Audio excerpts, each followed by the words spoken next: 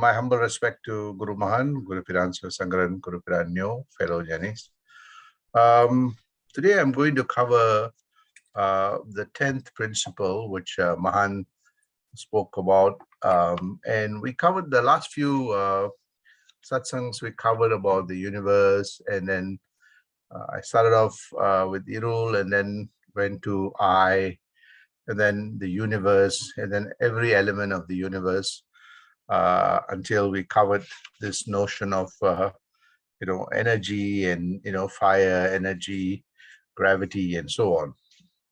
Now we are going to get into about life, particularly life which is in this world, and this is Mahan's 10th principle. And in this, I want to cover on Mahan spoke up a lot about life, and part of it is that our own evolution. Where did we come from? If we know where we came from, then we will know where we are going. And and here you'll see that he'll use this concept of evolution. And here he spoke about how these biological beings came to being. We started off. Our Earth is about close to 4.5 billion years. The universe is about 13.8 billion years. The Earth was about 4.5 billion years. When did life start? How did life start? And under what circumstances, that the conditions were right that life began, and how did we come in this continuum? There are many, many questions that Mahan had, like all other great scientists and saints, and you will see that in many of those, scriptures, in many of the, great saints and sages have spoken about life itself and where did life come from. And this is something that we need to introspect very deeply so that we know that how did our own biology arise? Without our biology, consciousness, would not be there. The relationship within our body, our consciousness, and also what is real and what is not real.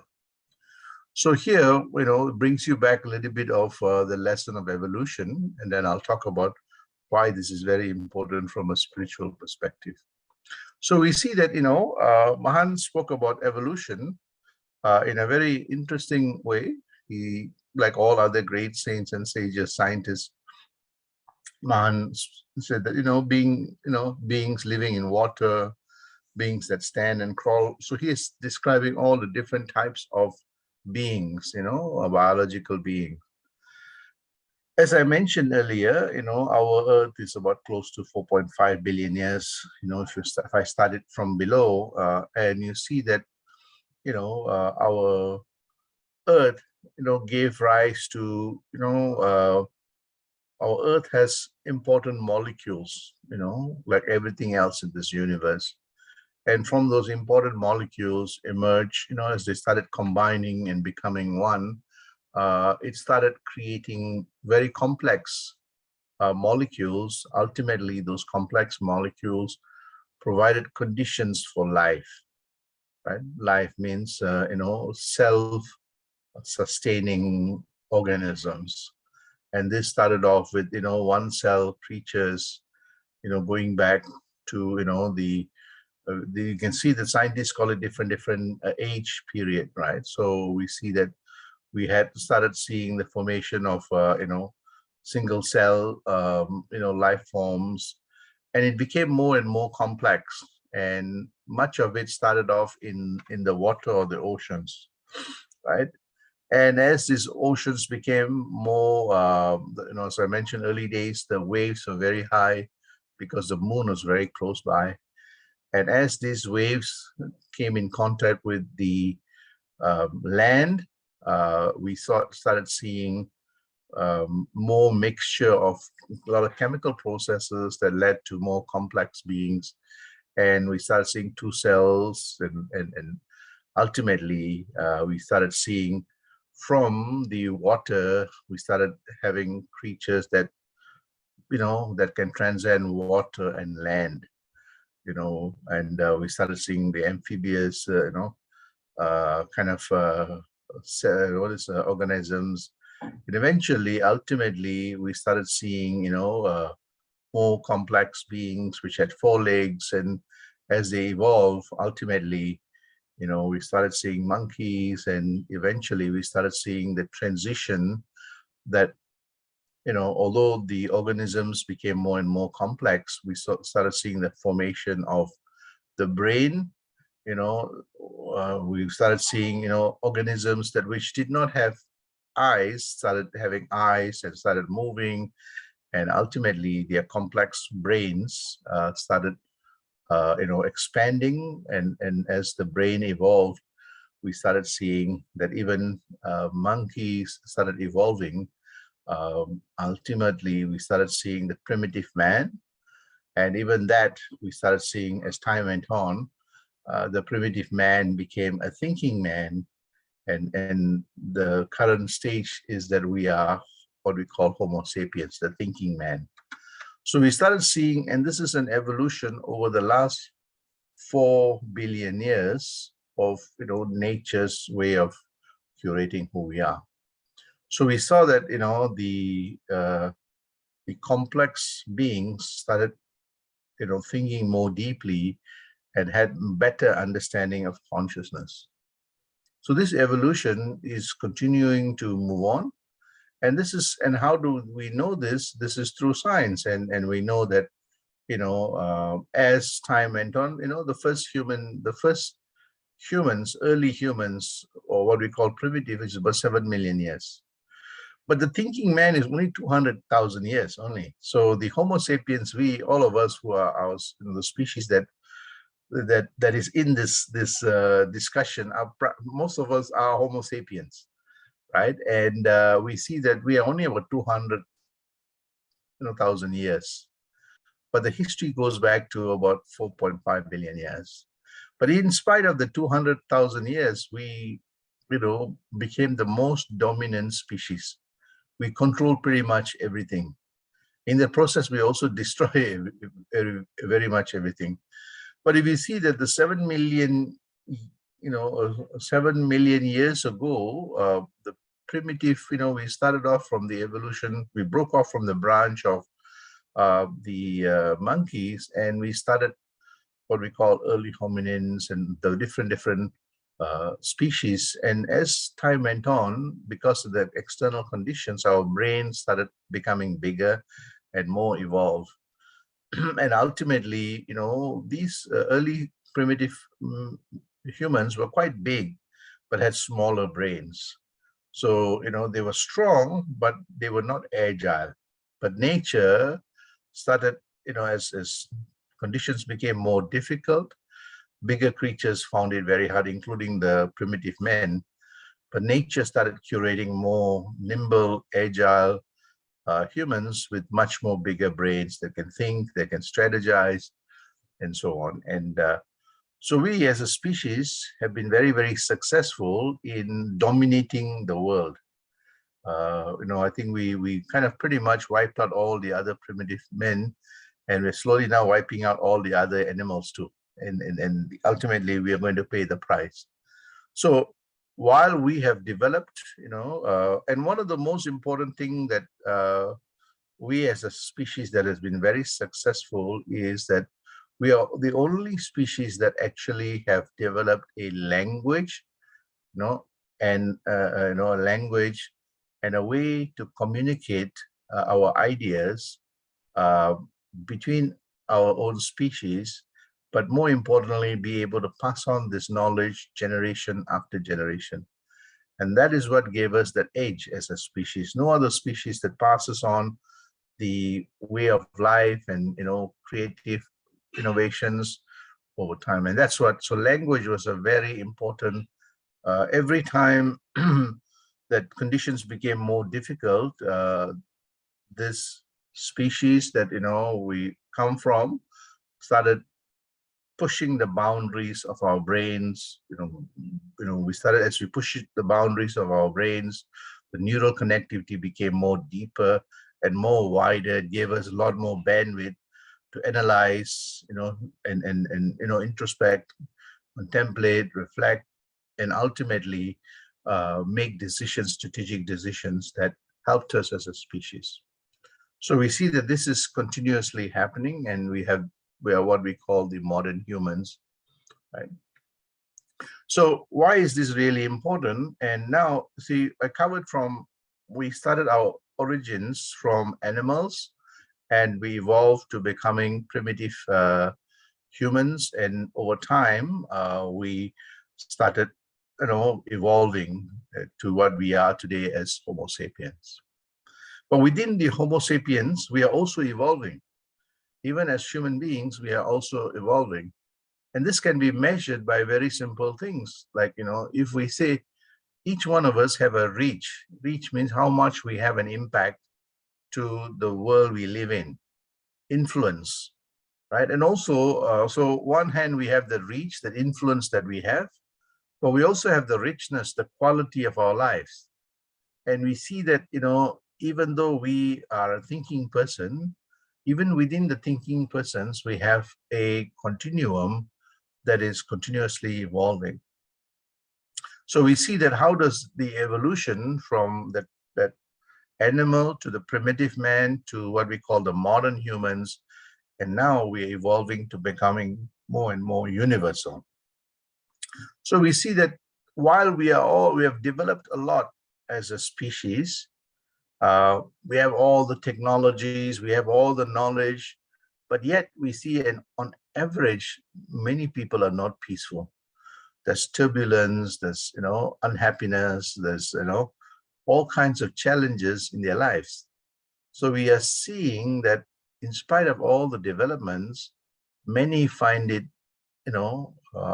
difficult to get happiness. Many find it difficult to be peaceful. Many find it difficult to really know what their purpose in life.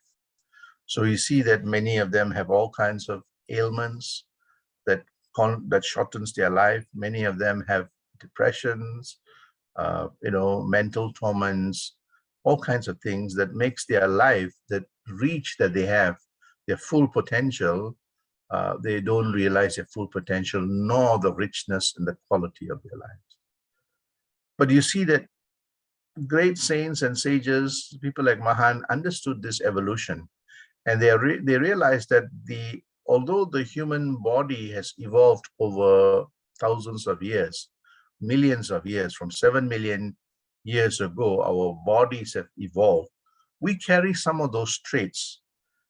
Many of our bodies have many of the DNAs of the animals. If you see, when we first started, if you see our body, it's somewhat like a tadpole, right? When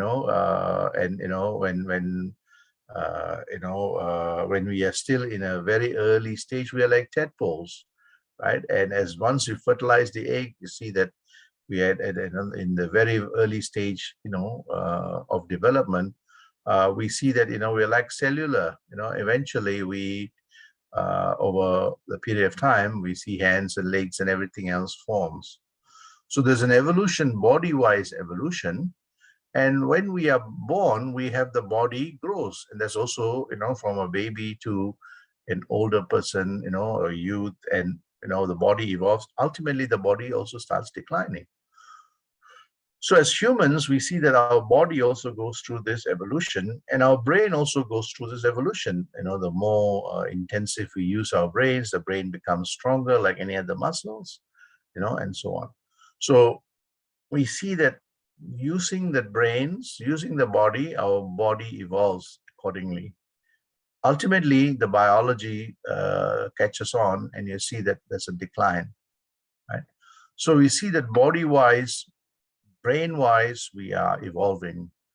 But we also see that, our brain, our body, and our brain also gives rise to our mind, and our mind too evolves.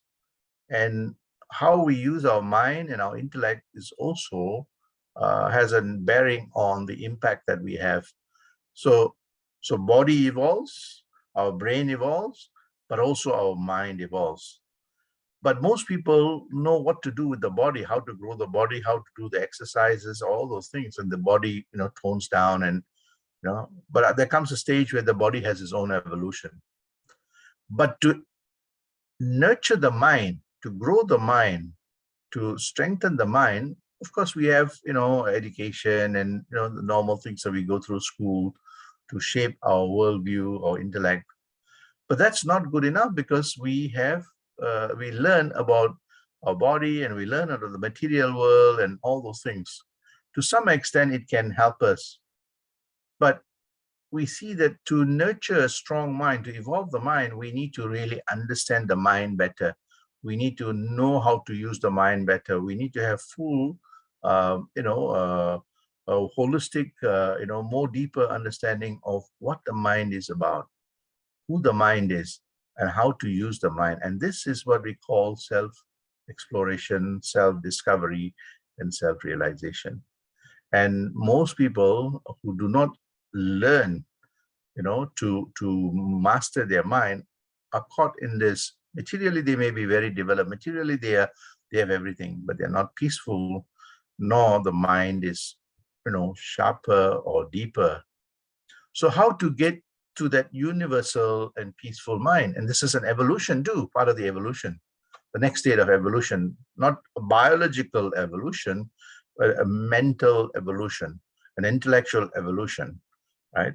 And we see that and that evolution takes us to being individual to a universal being, one who's, grappling for peace now is embraced as being part of that peace, that universal peace sanctuary in us. So how to get there? So this requires also things that we need to do. And we see that, if you go back to the history of we as a human being, we were like any other animals. But as conditions change, as temperatures increase or temperatures drop, there's less food, our mind made that leap to become more creative and innovative. And we see that, that leap given by nature gave us that edge to be able to, before we were we were like monkeys where we were on four-legged, but most of the food were higher. So the mind had to make that leap to be able to climb trees, to be able to pick up the fruits and leaves. So because of scarcity and challenges, the mind made that leap to be able to address those challenges. In that same way, we see that as every day we start, making that much more deeper introspection, contemplation, reflection, and meditation, we are fostering and nurturing the nature-based, force within us. The brain connectivity becomes better, deeper, and so on. And we start seeing that our mind that is searching for things outside starts, resolving things, understanding. There's a sense of clarity. There's a sense of, what we say, telivananila. And the mind becomes a very powerful, very peaceful, and a powerful tool. So this is the next state of evolution that Swamiji and Mahan and, great saints have been speaking about. So when that happens, like how, as all the species, we start finding our purpose, we start developing our own spiritual compass. What does that mean? We are no more, biologically, we may not be evolving, but we are evolving in our mind and in our spirit. So we start now becoming more and more, we discover our spiritual compass. Our mind, which is rudimentary, gross, becomes more and more subtle, more and more refined. It becomes a refined spiritual compass that gives us a much more deeper understanding of who we are as a species, and what we are made out of. So we see this evolution takes place where the mind now makes that leap to becoming more and more universal. And as we do that, as I said, this gives us the evolution of the mind.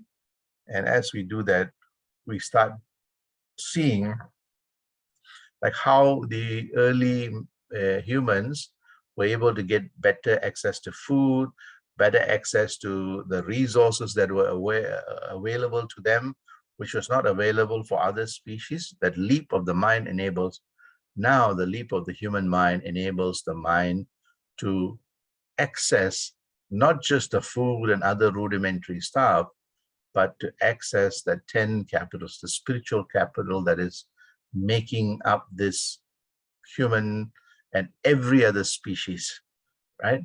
That subtle force, understanding the subtle force that is within us, not just the brute force, right? It is able to, as it gets that spiritual capital, the body becomes stronger because the brain now becomes stronger. When the brain is stronger, it harmonizes the body. The body becomes more, stronger in doing the right things. The mental capital goes up. We see that when the mental capital goes up, the intellectual capital, that is the ability to think, the ability to make inferences, the ability to strategize, the ability to generate your own self peace and happiness and joy, becomes much more stronger. As the intellectual capital expands, the creative capital increases. you know you become more creative, more tactical, more strategic in ensuring how you partake in this thing called life. How do you get the best out of life? Like how the early humans were, how under the most difficult circumstances, that's about survival, right? So here now you become more strategic and tactical in ensuring your life is a divinized life, an enlightened life, a peaceful life. And we see that, it unlocks the natural capital in all of us. So the biology may be very limited, but within the biology, our mind now learns how to unlock the natural capital that is built in all of us. And when it does that, it also then becomes very strategic in building strong social capital, the relationship, what relationship we should harness, what relationship we should kind of not pursue. So your social capital increases. Now, look at how we as a species are evolving, not just among ourselves, within ourselves, but we're also evolving as a community, as a society, you know. And as we do that, we see that, our empowered capital, that means the capital that enables us to be self-sufficient, self-sustaining, right? And ultimately, our leadership capital increases, and our material capital, which is economic capital, also harnesses. So we see that as the mind steps up the game, steps up its level of development through introspection, contemplation, reflection, meditation, and mindfulness, the mind makes a tremendous leap to becoming not just as an individual, but indivisible. It becomes one with the greater force that makes up this entire universe. So this is the next stage of evolution that we are going through. So some scientists and some others say that this state that we are in, we are stepping up, where we become so creative, is that we are making that leap from, Homo sapiens, that's what we are now, to Homo Deus. Homo Deus is that the species that is becoming more and more like gods, to be able to create whatever we want. So this state of evolution that we are going through, which, I'll come back to the earlier chart. If you see here, the chart shows all the way to the human beings currently, Homo sapiens, we are evolving, if the evolution is in the mind level. And as the mind steps up, we are starting to see the leaders from the followers. We are seeing that people, human beings, are now slowly evolving to be able to, what nature has given us, to sustain ourselves in this life. Through our thinking, we are now creating our own organs. We are creating artificial organs. We are creating things that can sustain life. Before, we are starting to see now, our body can wither away and we die, and that's what naturally happens. But today, through the use of our intellect and our jnana, we can prolong life. We can start replacing organs.